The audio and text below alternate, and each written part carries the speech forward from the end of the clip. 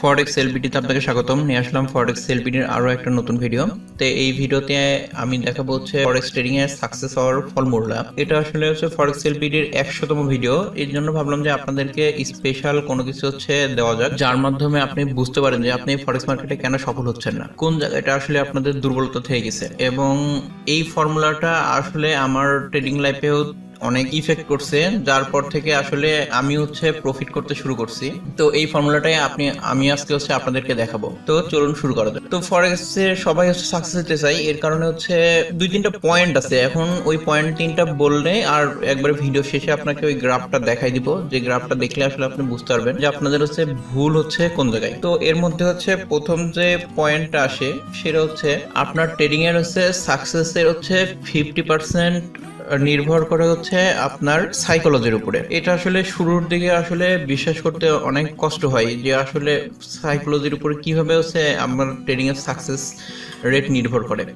যদি একটা পয়েন্ট আপনাদের বলে দিই, যেমন হচ্ছে আপনার লসের ট্রেড হচ্ছে ধরে রাখা, লাভের ট্রেড গুলা হচ্ছে খুব দ্রুত ক্লোজ করে নেওয়া, স্টপ লস ব্যবহার না করা, বড় বড় রিস্ক না করা, এইগুলাই আসলে হচ্ছে সাইকোলজিক্যাল প্রবলেম। আরো অনেক অনেক অনেক ব্যাপার আছে যেগুলোতে হচ্ছে এর আগের ভিডিওগুলোতে আমি হচ্ছে আপনাদেরকে হচ্ছে বোঝানোর চেষ্টা করছি। সেই ভিডিওগুলো আমার চ্যানেলে, অন্য ভিডিওগুলো দেখলে আপনি হচ্ছে তখন এটা ক্লিয়ারলি বুঝতে পারবেন যে আপনার সাইকোলজিতে আপনার 50% আপনার হচ্ছে সফল হওয়ার বা ব্যর্থ হওয়ার নির্ভর করে আপনার হচ্ছে সাইকোলজির 50%। এবং এর আমার আগের ভিডিওগুলোতে আমি বলার চেষ্টা করছি যে হচ্ছে আপনার একটা ট্রেডিং সিস্টেম যদি হচ্ছে উইনিং রেশিও হচ্ছে 80% 90% এরকম হয়, তখন হচ্ছে ওই ট্রেডিং সিস্টেমের চেক লিস্ট, মানে যে ট্রেডিং করতে হলে যে নিয়মগুলো আছে সেই নিয়মগুলো না মানার কারণে কি হয়, আমাদের হচ্ছে ট্রেডিং এর উইনিং রেশিও মানে প্রফিট করার রেশিও অনেক কমে যায়, যেটা 50-50ও চলে আসে।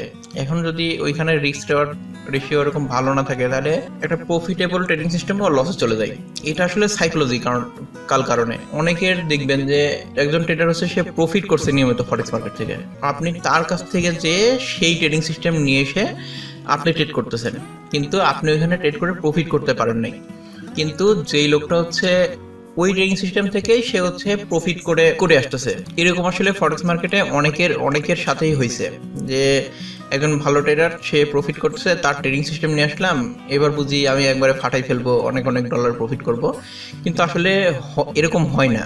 কিন্তু ওই ট্রেডিং সিস্টেমে সে প্রফিট করতেছে, কিন্তু হচ্ছে আপনি প্রফিট করতে পারতেছেন না। এগুলা কি সাইকোলজিক্যাল প্রবলেম।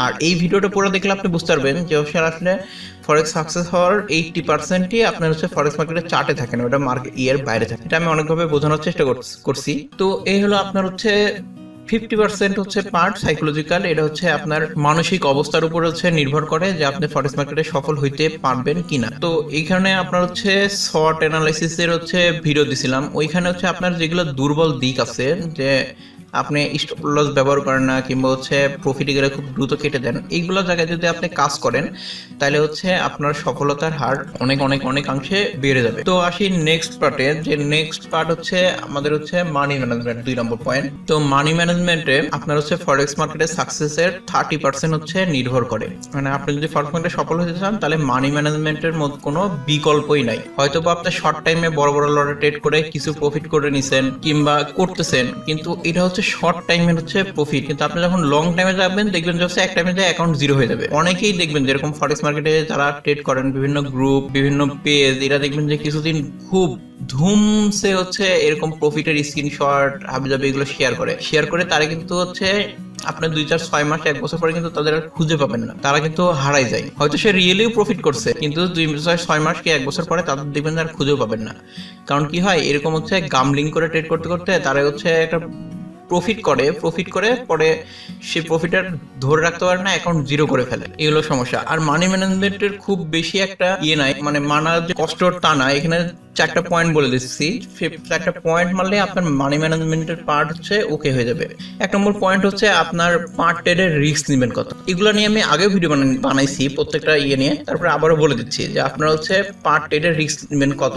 এখানে যদি হচ্ছে সবচাইতে বেস্ট হয়, আপনি যদি হচ্ছে আপনার $100 অ্যাকাউন্টে থাকে, তাহলে প্রতি ট্রেডে হচ্ছে আপনি 1% রিস্ক নেবেন, মানে $100 $1 স্টপ লস হবে। আর প্রফিটের ওইটা হচ্ছে রিস্ক রেওয়ার্ড রেশিওর ব্যাপার। এই যেখানে 3 নম্বর পয়েন্ট, ওখানে আপনার যেন 1:3 হয় মিনিমাম। এইটা মানার কারণে আমার আসলে ট্রেডিং লাইফে অনেক ইমপ্রুভমেন্ট হয়ে গেছে। কারণ হচ্ছে যখনই হচ্ছে আমি একটা ট্রেডিং সিস্টেম দেখি, তখনই দেখি হচ্ছে ওই ট্রেডিং সিস্টেমের রিস্ক রেওয়ার্ড রেশিওটা আসলে কেমন।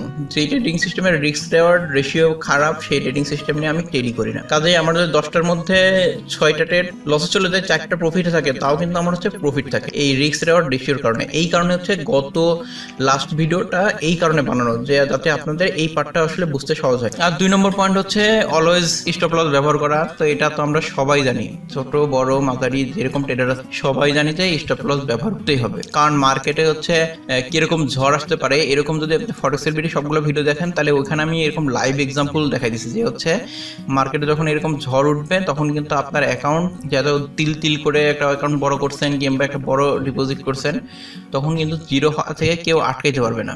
আর রিস্ক রেওয়ার্ড রেশিওর ব্যাপারে তো 1 নম্বর পয়েন্টের সময় বলে দিলাম যে আছে আপনার যেই ট্রেডিং সিস্টেম বা যেই ইয়েতে ট্রেড করবেন, সেটা যেন রিস্ক রেওয়ার্ড রেশিও হাই থাকে। তো এই ব্যাপারটা আমি আসলে অনেক পরে বুঝছি, যে আমি আগে ট্রেড করতাম 1:1, 2:1 কিংবা একটু ছোট টাইম ফ্রেমে। তখন কি হতো, আমার হচ্ছে মাস শেষে কোনো প্রফিট থাকতো না, হয়তো বা কাছাকাছি কিংবা $50-100 লস মাস শেষে, এরকম অবস্থা থাকতো। যখন আমি হচ্ছে রিস্ক রেওয়ার্ড রেশিওটা বোঝা শুরু করলাম, যে আসলে ওয়ারেন বাফেট, তারপর হচ্ছে আরো বড় বড় ট্রেডার আছে, তাদের রিস্ক রেওয়ার্ড 1:5, 1:10ও থাকে। যে সে যদি $10 স্টপ লস নাই, তাহলে হচ্ছে $100 তার প্রফিট থাকে। তাহলে বুঝেন রিস্ক রেওয়ার্ড কি পরিমাণে হাই থাকে তাদের। তাহলে আমি হচ্ছে কেন এত লো রিস্ক রেওয়ার্ডে হচ্ছে ট্রেড করব। আর 4 নম্বর পয়েন্ট হচ্ছে কম লিভারেজ হচ্ছে ব্যবহার করা। তো এখানে লিভারেজ নিয়ে আসলে এত মাথা ঘামানোর কিছু নাই। আপনি যদি হচ্ছে কম, যে 1%, 2% রিস্ক নিয়ে ট্রেড করেন, তাহলে হচ্ছে 1:100 রিস্ক লিভারেজ রাখলেই হয়। এই লিভারেজ নিয়ে এত আসলে মাথা ঘামানোর কোনো কিছু নাই। তো দেখেন, আপনাকে এই 4টা পার্ট কমপ্লিট করলে কিন্তু আপনার হচ্ছে মানি ম্যানেজমেন্টের পার্ট কিন্তু কমপ্লিট। কিন্তু এখন হচ্ছে আপনাকে মানা লাগবে যে আপনার পার্ট ট্রেডে নিজেকে কন্ট্রোল রেখে 1% রিস্ক নিয়ে হচ্ছে ট্রেড করা। এবং যখন হচ্ছে আপনার একটা বড় ব্যালেন্স হয়ে যাবে, তখন হচ্ছে দেখবেন যে এই 1% রিস্ক নিয়ে ট্রেড করতেও কিন্তু আপনার অনেক বেড়ে যাবে। কারণ হচ্ছে 1% রিস্কে আপনার অনেকগুলো হচ্ছে ডলার চলে যাবে। তো এখানে হচ্ছে ফরেক্স মার্কেটে আপনার সফল হওয়ার পিছে আপনার 30% হচ্ছে ম্যাটার করে হচ্ছে আপনার হচ্ছে সফল হওয়ার। তাহলে বুঝতেই পারছেন মানি ম্যানেজমেন্ট অনেক হচ্ছে একটা গুরুত্বপূর্ণ ব্যাপার। লাস্ট হচ্ছে ট্রেডিং সিস্টেম। এখন হচ্ছে আপনার হচ্ছে সফল হওয়ার পিছে হচ্ছে 20% নির্ভর করে হচ্ছে আপনার ট্রেডিং সিস্টেমের উপর। তাহলে বুঝতেই পারতেছেন আমরা হচ্ছে সাকসেস বা সফল কেন হচ্ছে না। কারণ হচ্ছে আমরা আমাদের 80% পড়ে আছে, আমরা এই 20% এর পিছে দৌড়াচ্ছি। এই 20% এর পিছে দৌড়ানোর কারণে হচ্ছে আমরা ফরেক্স মার্কেটে সফল হচ্ছি না।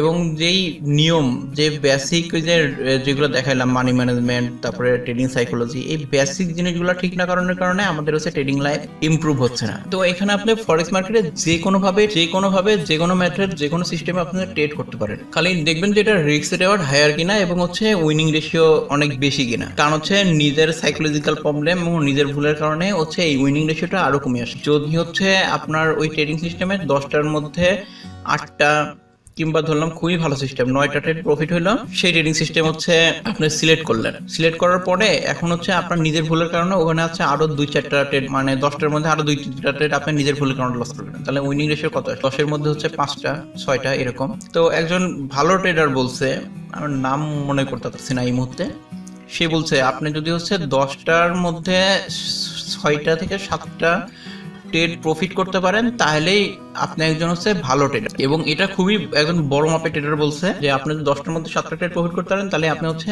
অনেক ভালো ট্রেডার। তাহলে বুঝতেই পারতেছেন যে আমরা 80-90% প্রফিটেবল ট্রেডিং সিস্টেমে যে ট্রেড করে প্রফিট করে আনা অনেক টাফ। সেক্ষেত্রে হচ্ছে আপনার যদি রিস্ক রেওয়ার্ড হাই থাকে, তাহলে হচ্ছে আপনার এই ট্রেডিং সিস্টেম, তাহলে আপনার ট্রেডিং সিস্টেমে যদি আপনি হচ্ছে 50%ও প্রফিট করেন, 10টার মধ্যে 5টা ট্রেডও প্রফিট করেন, তাহলে আপনার ট্রেডিং হচ্ছে অনেক বেশি প্রফিট করবে।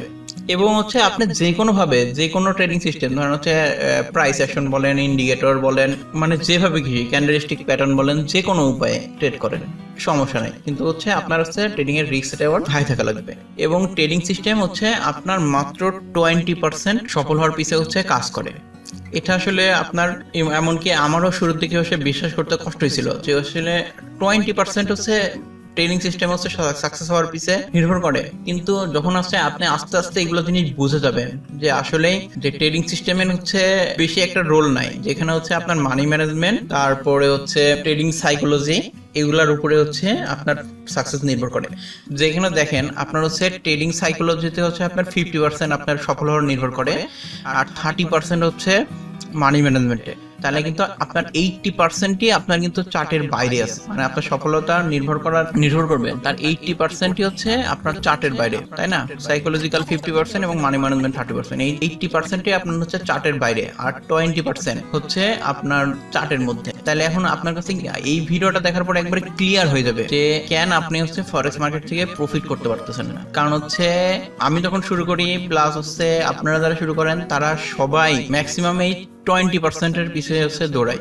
এবং আপনি খেয়াল করে থাকবেন যে হচ্ছে ফরেক্স মার্কেটে যতগুলা ট্রেডিং সিস্টেম আছে, মোটামুটি সব ট্রেডিং সিস্টেমে কিন্তু টুকটাক বা মোটামুটি কাজ করে। যে হয়তো বা সেটা কোনো ট্রেডিং সিস্টেম সাইডওয়ে মার্কেটে কাজ করে, কোনোটা হচ্ছে ট্রেন্ডিং মার্কেটে কাজ করে, মানে কাজ করে। এখন যদি আপনার সাইডওয়ে মার্কেটে ট্রেডিং সিস্টেম যায় ট্রেন্ডিং মার্কেটে ধরতে যান, সেক্ষেত্রে কিন্তু আপনার লস হবে। তাহলে কোন ট্রেডিং সিস্টেম কোন টাইমে অ্যাপ্লাই করলে ভালো হয়, এগুলা আপনাকে জানতে হবে। তো আশা করছি এই ভিডিওটা আপনাকে ভালো লাগছে এবং জিনিসটা বুঝতে পারছেন যে এই ভিডিও দেখার পর যে কেন লসে আছেন ফরেক্স মার্কেট। কারণ লস থাকার মেন হচ্ছে আমরা এই 20%-এর মধ্যে সাকসেস খুঁজতেছি, বাদ বাকি হচ্ছে 80% আমরা হচ্ছে ছেড়ে দিচ্ছি। তাহলে হচ্ছে একটা পরীক্ষায় যদি 100 মার্ক থাকে, 100 মার্কের পিছনে যদি আপনি 20 মার্কের পড়াশোনা করে যান আর হচ্ছে বাদ বাকি 80% ছেড়ে দেন, আপনার তো হচ্ছে 33-এ কিংবা হচ্ছে 40-এ পাস করা লাগবে। সেক্ষেত্রে কিন্তু আপনি পাস করতে পারবেন না। তো এই ছিল হচ্ছে ভিডিওর মূল বিষয়, যে হচ্ছে ফরেক্স মার্কেটে আমরা কেন সাকসেস হইতে পারতেছি না, বা ফরেক্স মার্কেটে সফল হওয়ার ফর্মুলা এইটাই।